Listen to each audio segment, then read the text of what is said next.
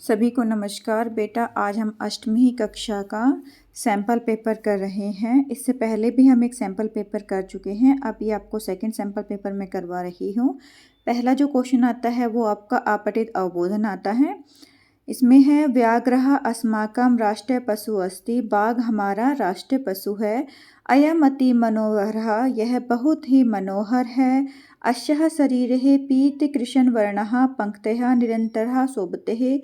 इसके शरीर पर, पीत का मतलब होता है बेटा पीले, पीत का मतलब क्या होता है पीले, और कृष्ण वर्णः, कृष्ण का मतलब होता है बेटा काले रंग की। ठीक है, पीले और काले रंग की पंक्तियाँ क्या होती हैं, सुशोभित होती हैं।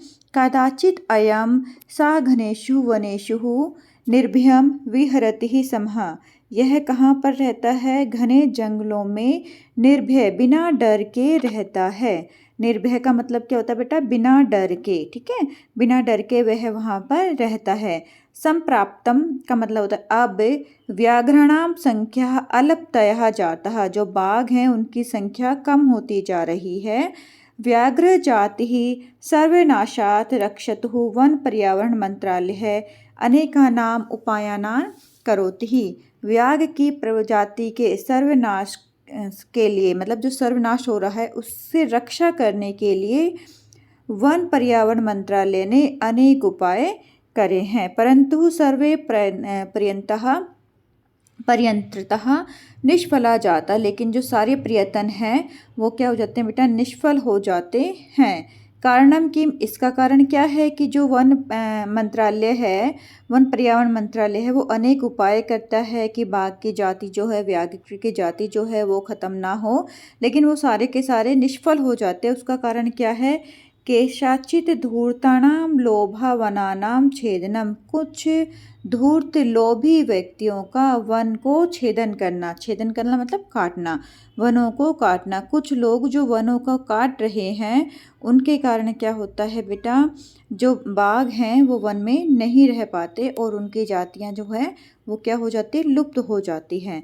अस्माकं वन संपत्ति ही रक्षित्वः देशस्य राष्ट्रीय पशु च अपि रक्षणीय, हमें वन संपत्ति की रक्षा करनी चाहिए और साथ ही साथ देश की राष्ट्रीय पशु की भी रक्षा करनी चाहिए। अगर हम वन की रक्षा करेंगे तो देश की राष्ट्रीय पशु जो है, देश का जो राष्ट्रीय पशु है, ठीक है, बाघ, उसकी भी क्या होगी बेटा, रक्षा होगी। तो एक पदेन में हमें उत्तर देना है। एक पदेन क्या कह रहा है, अस्माकम राष्ट्रीय पशु, कहा हमारा राष्ट्रीय पशु कौन है, तो हम यहाँ पर कहा के स्थान पर क्या लगा देंगे बेटा, व्याघ्रः। ठीक है, अस्माकं राष्ट्रीय पशु व्याघ्रः। व्याघ्रः रक्षितुं किम उपायं करोति, बाघ की रक्षा के लिए क्या उपाय किए जा रहे हैं। तो बाघ की रक्षा के लिए कौन उपाय, कहा मतलब कौन उपाय कर रहा है, तो कौन कर रहा है बेटा, वन पर्यावरण मंत्रालय है। ठीक है, वन पर्यावरण मंत्रालय क्या कर रहा है, बाघ की रक्षा के लिए उपाय करता है। केशाम संख्या अल्पतया जाता, केशाम किसकी संख्या कम होती जा रही है, तो किसकी संख्या कम होती जा रही है, व्याघ्राणाम। ठीक है, व्याघ्राणाम, थर्ड में ये व्याघ्राणाम संख्या अल्पतः जाता, बाघ की संख्या कम होती जा रही है। अस्माकं का रक्षितः, हमें किस चीज़ की रक्षा करनी चाहिए, तो हमें वन संपत्ति की रक्षा करनी चाहिए। अस्माकं वन संपत्तिः रक्षितवः। उसके बाद नेक्स्ट क्वेश्चन जो आपके पास आता है वो आता है पूर्ण वाक्य में उत्तर। अब वन पर्यावरणस्य मंत्रालय किमर्थम उपायं करोति ही, वन पर्यावरण मंत्रालय किस लिए उपाय करता है, तो वो किस लिए उपाय करता है बेटा, बाघ को बचाने के लिए, कि बाघ की जाति का पूरी की पूरी का सर्वनाश ना हो, इसलिए। तो हम यहाँ पर क्या लिखेंगे, व्याघ्र जाति ही सर्वनाशात रक्षितुम वन पर्यावरण मंत्रालय अनेका उपायन करोति ही। ओके, व्याघ्र जातिम सर्वनाशात रक्षितुम वन पर्यावरण मंत्रालय अनेका उपायन करोति ही। नेक्स्ट आता है आपके पास व्याघ्र ही जाते विनाशस्य कारणम किम, उसके विनाश का कारण क्या है, तो विनाश का कारण क्या है बेटा, कुछ जो लोग होते हैं, जो ये था केशाचित धूर्तानाम लोभावनानाम छेदनम। ठीक है, कुछ लोभी व्यक्ति जो वनों का छेदन कर रहे हैं, वनों की कटाई कर रहे हैं, उनके कारण बाघ की जाति का विनाश हो रहा है। तो आप यहाँ पर लिख देना व्याघ्र जाते विनाशस्य कारणम किम के स्थान पर क्या आ जाएगा, ध्रुतानाम लोभः वनानाम छेदनम च। ठीक है, यहाँ पर इसका आंसर ये हो जाएगा बेटा। उसके बाद नेक्स्ट क्वेश्चन आपका आता है यथा निर्देश, आपको उत्तर देना होता है इसमें। तो यथा निर्देश में देखो क्या है, यथा निर्देश में बेटा स घनेषु वनेषु विहरति। इस वाक्य में आपको विशेषण पद बताने हैं। क्या बताना है? विशेषण पद बताना है। स घनेषु वनेषु विहरति, तो इसमें क्या हो जाएगा विशेषण स घनेषु, क्या हो जाएगा? स घनेषु, घने वनों में, ठीक है, घने वनों में। विहरति आपकी क्रिया है बेटा। उसके बाद अति न्यूनः, बहुत ही कम। इस पद इसका जो पर्याय पद है वो क्या यूज हुआ है इसमें गद्यांश में? तो क्या हुआ? अल्पलयः, ठीक है, अल्पलयपः, बहुत ही कम। अत्यल्पः, अति धन अल्पः, इसको क्या जब हम संधि विच्छेद करेंगे तो क्या आएगा? अति ही धन अल्पः, अत्यल्पः, बहुत ही कम, ठीक है। अति न्यूनः का पर्याय शब्द क्या है? अत्यल्पः। प्रयत्नः निष्फलः भवन्ति, प्रयत्न निष्फल हो जाते हैं। इस वाक्य में आपको क्रिया बतानी, तो क्रिया क्या हो जाएगी? भवन्ति। क्या हो जाएगी क्रिया? भवन्ति ही। अब इसका आपको बेटा अनुच्छेद का शीर्षक बताना है। तो इसका अनुच्छेद का शीर्षक आप क्या लिख सकते हो? देखो आपने अभी पूरा पढ़ लिया, तो क्या लिख सकते हैं? अस्माकं राष्ट्रीय पशु। क्या बता सकते हैं? जो हमारा पहला ही था बेटा वो क्या था? अस्माकं राष्ट्रीय पशु। तो हम क्या लिख सकते हैं? अस्माकं, इसका अस्माकं राष्ट्रीय पशु, ठीक है, अस्माकं राष्ट्रीय पशु। और क्या बता सकते हो आप?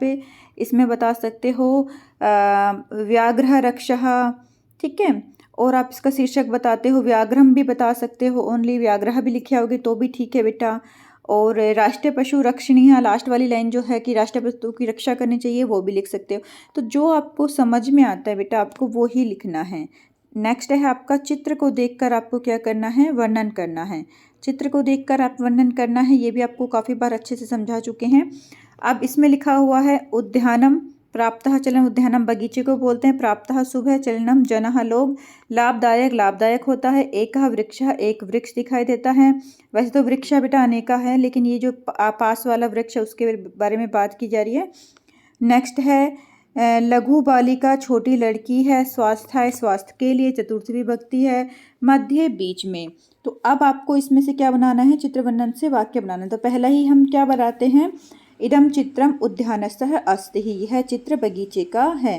पहला हम क्या बनाते हैं? इदं चित्रम उद्यानस्य अस्ति, यह चित्र बगीचे का है।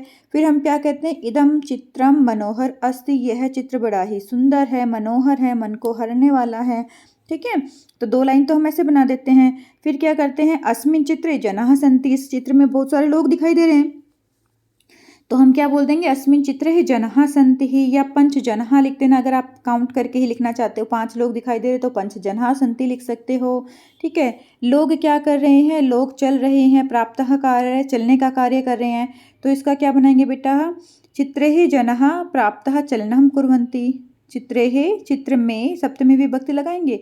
जनाः प्राप्तः चलनं कुर्वन्ति, प्राप्त है चलने का कार्य कर रहे हैं, ठीक है। कहाँ पर चल रहे हैं भाई? मार्ग पर चल रहे हैं। मार्गे जनाः चलन्ति, मार्ग पर लोग चल रहे हैं।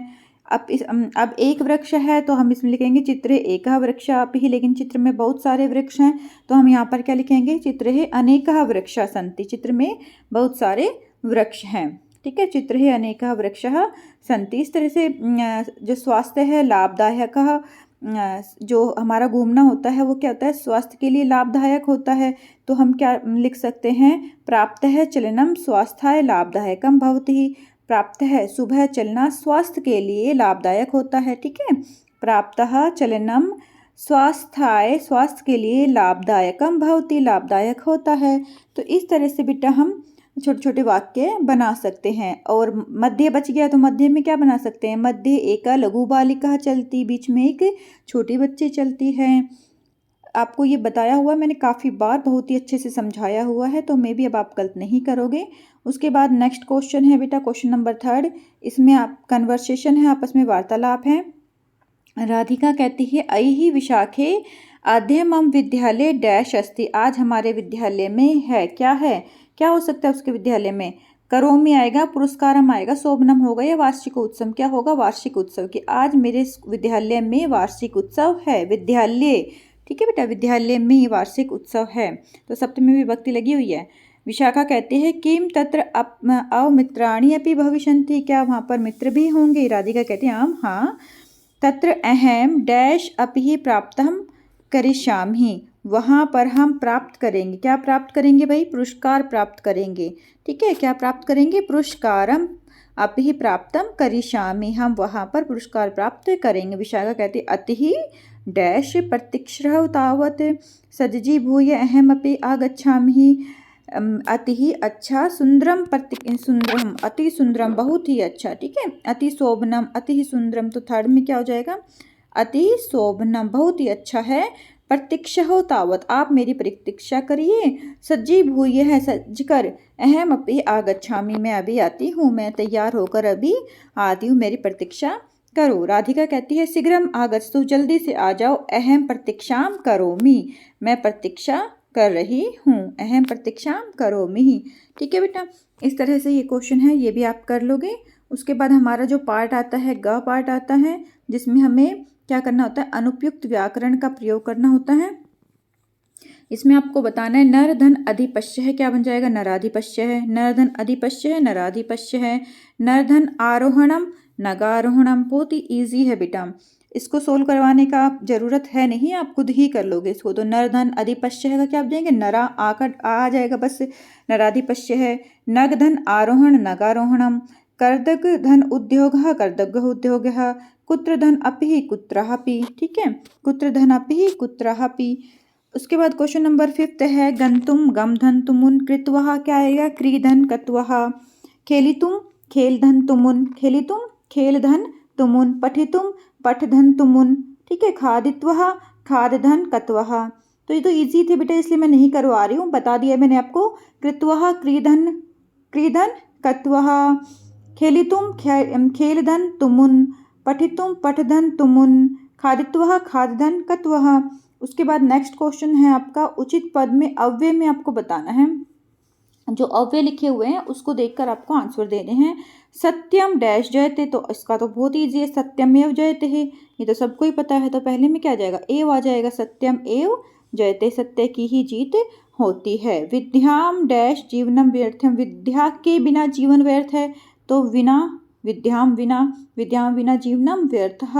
राम लक्ष्मण भाई थे। ठीक है, राम और लक्ष्मण भाई थे, तो यहाँ पर क्या है? चा रामः लक्ष्मणः च, राम और लक्ष्मण भाई थे। समय व्यर्थ मा करो, समय व्यर्थ मत करो। सम्यम व्यर्थम मा करो, समय व्यर्थ मत करो। तो अब उसके बाद है हमारा क्वेश्चन नंबर 7 में क्या आ जाएगा बेटा? इसमें आपको उपपद विभक्ति बतानी है। परितः के साथ कौन सी विभक्ति आती है? द्वितीय विभक्ति। तो यहाँ पर देखो द्वितीय विभक्ति किस में है? विद्यालयम में है। ठीक है, विद्यालयम परितः वृक्षः सन्ति। अब यहाँ पर सह, सा के साथ आपको पता है तृतीय विभक्ति का प्रयोग होता है। तो इसमें देखो तृतीय विभक्ति नीचे किस में है? मित्रेण में। मित्रेण अहम मित्रेण सह विद्यालयम गमिष्यामि, मैं मित्र के साथ विद्यालय जाऊंगा। नमः के साथ चतुर्थी विभक्ति आती है, तो किस में आएगा बेटा? देवाय नमः।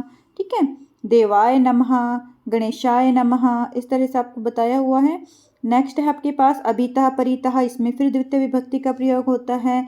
तो यहाँ पर क्या आ जाएगा? ग्रामम, ग्रामम अभितः नदी बहती ही, गांव के दोनों ओर नदी बहती है। ठीक है, तो ये क्वेश्चन नंबर हमारा 7 भी हो गया है। उसके बाद क्वेश्चन नंबर 8 देखिए। क्वेश्चन नंबर 8 क्या कहता है हमें? कि हमें उचित पद को चुनकर इसमें लिखना है। अब क्या है? छात्र डैश लिखती, अब छात्र लिखता है, किससे लिखता है बेटा? अब आप दिमाग लगाओ, लिखता है, कर्ता नहीं, कर्म को करण से, करण से है ना, तो क्या आ जाएगा? तृतीय विभक्ति आएगी, तो इसमें क्या आ जाएगा? कमलेन। क्या आ जाएगा? कमलेन, कमल से लिखता है। मम डैश चत्वारिंशत् छात्राः सन्ति, मेरी कक्षा में 40 छात्र हैं। कक्षा में, तो क्या हो जाएगा? सप्तमी विभक्ति कक्षायाम। ठीक है, में और पर में सप्तमी विभक्ति हम लगाते हैं, तो कक्षायाम, मम कक्षायाम चत्वारिंशत् छात्राः सन्ति। वने ऋषिः डैश चः निवसति सम, वन में ऋषि और मुनि रहते हैं। ठीक है, ऋषि और मुनि, तो सब में क्या आ जाएगा? मुन्य है। क्या आ जाएगा बेटा? मुन्य है। ऋष्य है, मुन्य है, दोनों क्या होंगे? बहुवचन के हो जाएंगे बेटा। वने ऋष्यः मुन्यः च निवसन्ति सम, भारत वर्ष है कि वन में ऋषि और मुनि रहते थे। भारतवर्षे अनेकः, भारतवर्ष में अनेकः जब आ रहा है तो बहुवचन आ रहा है, तो बहुवचन के लिए क्या लगाएंगे? नद्या।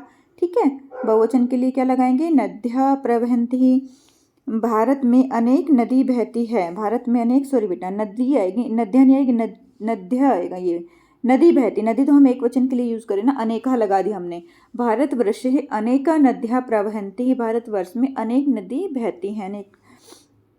नेक्स्ट आ जाएगा बेटा आपका उचित धातु लिखकर आपको पूरा करना है। त्वम विद्यालयम कदा, तुम है, त्वम के साथ क्या आता है, सी आता है तो क्या आ जाएगा, गमिष्यसि। क्या आएगा, गमिष्यसि, क्योंकि आपको पता है त्वम के साथ हमेशा सी आता है तो गमिष्यसि आ जाएगा।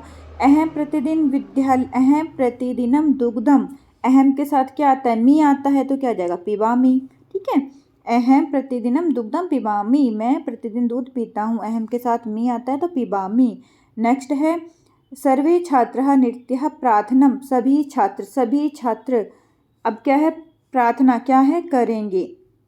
ठीक है, तो क्या आएंगे, कुर्वन्ति, क्या आएगा बेटा, कुर्वन्ति, सभी छात्र नित्यम प्रार्थना कुर्वन्ति, सभी छात्र नित्य प्रार्थना करते हैं, सभी छात्र नित्य प्रार्थना क्या है, करते हैं, कुर्वन्ति। वयम भारत देशः, मैं भारत देश में रहता हूँ। ठीक है, वयम, तो वयम आ रहा है तो क्या आ जाएगा बेटा, वसन तो आएगा नहीं क्योंकि पास्ट टेंस तो है नहीं, अभी भी हम रह रहे हैं तो वसामः। वयम, हम सब, भारत देशे, भारत देश में, वसामः रहते हैं, वयम भारत देशे वसामः। ठीक है, आ गया समझ में बेटा। त्वम के साथ सी लगाया है, अहम के साथ मी लगाया है, सर्वे छात्रः आया है तो कुर्वन्ति आ गया है, और वयम के साथ वसामः आ गया है क्योंकि हम पठती धातु जब करते हैं तो अहम, पठामी पठावह पठामह बोलते हैं ना, पठामी पठावा पठामह, इसके साथ हम क्या कहते हैं, अहम आवाम वयम, तो वयम के साथ पठामह लिखते हैं, तो हमने यहाँ वयम के साथ वसामह लिख दिया है। ओके, नेक्स्ट क्वेश्चन आपका क्वेश्चन नंबर 9 है बेटा। ये आपका पठित अवबोधन है, क्या है, ये आपका पठित अवबोधन है। इसमें है पूर्व दिशायाम उदेति सूर्य, पश्चिम दिशायाम च अस्तः गच्छति इति ही दृश्यते ही लोके, कि सूर्य पूर्व दिशा में उदय होता है, पश्चिम दिशा में अस्त हो जाता है, ये हमें सभी संसार में दिखाई देता है। परम न अनेहिन अवबोध्यमति ही सूर्य हो यत सूर्यो गतिशील अस्ति, लेकिन यह कोई नहीं जानता कि सूर्य गतिशील है। यह सभी जो है परम न अन्येन अवबोधम अस्ति, कि यह कोई भी नहीं जानता कि जो सूर्य है वो गतिशील है। सूर्य अचलः, सूर्य अचल है, सूर्य चलता नहीं है। पृथ्वी च चला, और पृथ्वी ही चलती है, पृथ्वी गतिमान है, सबकी अक्ष अपने अक्ष पर घूमती रहती, घूर्णाती इति ही संप्राप्तम, अब सुस्थापित सिद्धांत स्थापित हो गया है। पहले लोग क्या मानते थे कि सूर्य पृथ्वी के चारों ओर घूमता है, ठीक है, पृथ्वी नहीं चलती है, लेकिन बाद में पता लगा है कि सूर्य क्या है, अचल है, वह स्थिर रहता है, पृथ्वी चलती रहती है। कहाँ चलती है, वह अपने अक्ष पर घूमती रहती है। यह बाद में सुस्थापित सिद्धांत हो गया है। अब इस सिद्धांत के बारे में किसने बताया, उसके बारे में देखो। सिद्धांतो अयम प्रथमातेन येन परिवृतः, जिस सबसे पहले इस सिद्धांत को जिसने बताया वो कौन था, सह आसीत महान गणितज्ञ ज्योतिर्विद आर्यभट्ट। वह महान गणितज्ञ और ज्योतिर्विद आर्यभट्ट थे, ज्योतिष विज्ञान के ज्ञाता भी थे वो, और बेटा गणितज्ञ भी थे। तो ये कौन है, ये आर्यभट्ट हैं। ये चैप्टर बहुत अच्छे से आप लोगों को आता है। पृथ्वी स्थिरः वर्तते, पृथ्वी स्थित है, इति ही परंपराया प्रचलितः रूढ़ितेन प्रत्यादिष्टः। पृथ्वी स्थित है, यह जो प्राचीन परंपरा थी, इस रूढ़ी को उन्होंने क्या किया, दिखाया, सबके सामने प्रतिष्ठित किया। किस उदाहरण से, ये 3 उदाहरणता है। इस उदाहरण से, यत गतिशीलतया नौकाम, के गतिशील नौका में उपविष्टः मानव, बैठा हुआ मानव, नौकाम स्थिरम अनुभवसी, नौका को स्थिर अनुभव करता है। अन्यान च पदार्थान गतिशीला अवगच्छति, और अन्य पदार्थ जो हैं वो क्या होते हैं, गतिशील प्रतीत होते हैं। जिस प्रकार से नाव में बैठे हुए व्यक्ति को नाव क्या लगती है कि नाव नहीं हिल रही है, आसपास जो चीज़ें हैं वही हिल रही हैं, नाव जो है वो स्थिर है, स्थिर का अनुभव करता है। इसी प्रकार से जो बेटा दूसरे पदार्थ हैं और वह गतिशील है, तो सेम ही ये कंसेप्ट उसने दिया कि जो सूर्य है वह एक जगह स्थिर है, पृथ्वी आदि जो ग्रह हैं वो क्या है, सूर्य के चारों ओर घूम रहे हैं। नेक्स्ट है सूर्य कस्याम दिशायाम उदेति, सूर्य किस दिशा में उदय होता है, तो इसका हम आंसर क्या देंगे, कस्याम के स्थान पर पूर्व दिशायाम, पूर्व दिशायाम। सूर्य कस्याम दिशायाम उदेति, सूर्य पूर्व दिशायाम उदेति। महान गणितज्ञ ज्योतिर्विच्च कहा आसीत, महान गणितज्ञ और ज्योतिर्विच कौन था, तो कौन था बेटा, आर्यभट्ट। ठीक है। आर्यभट्टः, इसमें आंसर दे देंगे आर्यभट्टः। उसके बाद आपके पास पूर्ण वाक्य में उत्तर है परंपरायाः प्रचलितः कः रूढ़ि, का रूढ़ि आर्यभट्टेन प्रत्यादिष्टः, प्राचीन सभ्यता से चली हुई किस रूढ़ि को आर्यभट्ट ने प्रदर्शित किया, प्रति आदिष्टः मतलब सबके सामने उजागर किया। तो कौन सी थी कि पृथ्वी जो है वो क्या है, स्थिर है, यह परंपरा। ठीक है, पृथ्वी स्थिर है, इसे पृथ्वी स्थिरा वर्तते इति परंपराया प्रचलिता रूढ़ितेन प्रत्यादिष्टः। नेक्स्ट है नौकायाम उपविष्टः मानवः किम अनुभवति ही, नौका में बैठा हुआ मानव क्या अनुभव करता है कि नौका स्थिर है। क्या अनुभव करता है, नौका स्थिरम अनुभवसी, की नौका जो है वो स्थिर है और अन्यान प्रधान गतिशीलान अवगछति, जो दूसरे पदार्थ है वह गतिशील हैं। नेक्स्ट इतना आ गया होगा आपको समझ में। उसके बाद नेक्स्ट आपके पास आता है सूर्य अचल अस्ति, यहाँ पर इसका विशेषण बताना है बेटा। सूर्य अचल अस्ति, इसका क्या बताना है आपको, विशेषण बताना है। तो क्या विशेषण होगा इसमें, आचल, क्या हो जाएगा, आचल। सूर्य के बारे में बता रहा है तो सूर्य हमारा इसका क्या हो गया, विशेष्य हो जाएगा। आचल इसका विशेषण हो गया और जो इसकी क्रिया है वो क्या हो गई, अस्थि हो गया। तो ये चीज़ ध्यान रखना, आप लोग हमेशा क्या करते हो, जो आगे लिखा होता है उसी को विशेषण करके आ जाते हो। तो इस चीज़ को ध्यान रखना बेटा, वो बोल क्या रहा है, वो कह रहे हैं सूर्य अचल है, तो सूर्य की विशेषता क्या है, वो अचल है। ठीक है, चलता नहीं है वो, तो यहाँ पर अचल विशेषण आएगा, ये आंसर आ जाएगा बेटा। स्थिरा, इसका विपरीत पद बताना है। स्थिर का मतलब क्या होता है, ठहरा हुआ, और इसका विपरीत पद क्या हुआ है, चला। ठीक है, क्या आएगा, चला। धरा, धरा का क्या होता है, पृथ्वी होता है। तो समानार्थक पूछ रखा है तो हमारे पास धरा का क्या हो जाएगा बेटा, पृथ्वी हो जाएगा समानार्थक। इस पद्यांश का आपको क्या करना है, अधोलिखित पद्यांश, नीचे लिए गए पद्यांश को आपको क्या करना है, प्रश्न का उत्तर देना है। अब इस पद्यांश को देख लीजिए, इसमें क्या लिखा हुआ है, दिष्टिपूतः न्यायवैसेहेद, दिष्टिपूतं न्यायवैसेहेद, वस्त्रपूतं च जलं पिबेत, सत्यं पूतं द्वेद वचना मनः पूतं समाचरेत, कि हमें मनुष्य को अच्छी प्रकार से देखभाल करके क्या करना चाहिए, कदम रखना चाहिए, पादम पैर, पैर अपने आगे जो रखने चाहिए वो अच्छी प्रकार से देखभाल करके रखने चाहिए। वस्त्रपूतम च जलम पिबेत, और जल को छान कर पीना चाहिए। सत्यम पूतम देव वचने, और अपने जो वचन हैं जो हम बोलते हैं उसको सोच समझकर बोलना चाहिए, सत्य बोलना चाहिए। मना पूतम समाचरित, और अपने मन को अच्छी तरह से सबके साथ आचरण करना चाहिए, मन से अच्छी तरह सबके साथ आचरण करना चाहिए, शुद्ध मन से आचरण करना चाहिए। ठीक है, नेक्स्ट है इसमें कहा कि दृश्य जलम पिबेत, कैसा जल पीना चाहिए। तो कैसा जल पीना चाहिए हमें, वस्त्र पूतम, वस्त्र से क्या हो, जो छना हो। ठीक है, वस्त्र पूतम जलम पिबेत है ना, की दृश्य के स्थान पर क्या आ जाएगा बेटा, वस्त्र पूतम। की दृश्य दृष्टिपूतम किम नय से, दृष्टिपूतम सो देखभाल कर हमें क्या करना चाहिए, पैर को आगे रखना चाहिए। तो क्या आ जाएगा, पादम। दृष्टिपूतम पादम नय से, सेकंड में क्या आ जाएगा, पादम। की दृश्यम के स्थान पर क्या आएगा, वस्त्रपूतम, और यहाँ पर है दृष्टिपूतम किम नैसेत, देखभाल के हमें क्या आगे रखना चाहिए, तो अपना पैर आगे रखना चाहिए। तो इसमें क्या आ जाएगा बेटा, पादम आ जाएगा। उसके बाद नेक्स्ट है आपका कथम समाचरेत, हमें कैसा आचरण करना चाहिए। तो मनःपूतम समाचरेत, लास्ट जो लाइन है आपकी, कथम समाचरेत में क्या आ जाएगा, मनःपूतम समाचरेत, अपने मन को पवित्र कर कर ही आचरण करना चाहिए। की दृश्य वाचम वदेत, और किस तरह की वाणी बोलनी चाहिए हमें, सत्यम पूतः वाचम द्वेत, हमें सत्यता से भरी हुई वाणी बोलनी चाहिए, मीठे वचन बोलने चाहिए। नेक्स्ट है थर्ड है, निर्देश अनुसार आपको उत्तर देना है। वस्त्रपूतम जलम पिबेत, यहाँ पर क्रिया पूछी है तो क्रिया क्या होगी आपकी, पिबेत हो गई, पीना। ठीक है, चरणम, इसका पर्याय पद क्या यूज किया है, पादम यूज किया है। विशेषण बताना है, प्रदत्त विक्लेब्य है विशेषण पदम, इसमें से विशेषण ही पूछा है बेटा।